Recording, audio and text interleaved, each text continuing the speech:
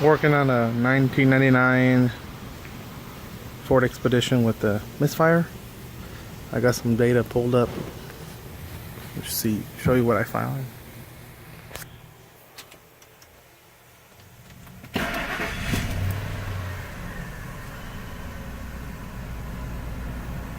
Okay, what I saw here is that the fuel bank 2 is going rich.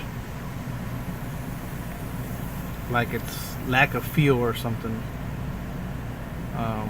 You'll see it climb up in the O2 sensors. Yeah, there it goes. Goes into closed loop. See, it's adding fuel, while the other one is staying about normal. Bank 1. So bank 2 is, it does have a number 6 cylinder misfire, so that would be correct. That bank 2 would be adding fuel, or due to no fuel misfire or lean misfire. So now it changed here.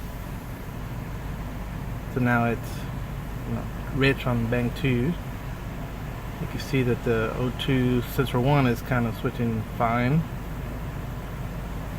and then bank 2 sensor 1 is just staying lean most of the time.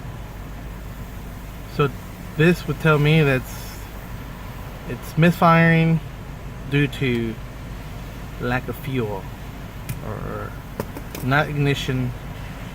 I think ignition, if it was ignition misfire like a coil or something plug, it wouldn't be that severe. Here, let me show you power balance. This is definitely number 6 here.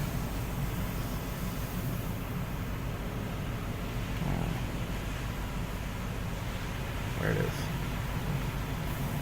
So to this, this thing right at the back tells me that it's misfiring because fuel related. So next thing I'm gonna do is do a quick visual on the injectors, maybe get a ohm reading compared to a good one. Alright. Okay, I got it hooked up for ohm reading.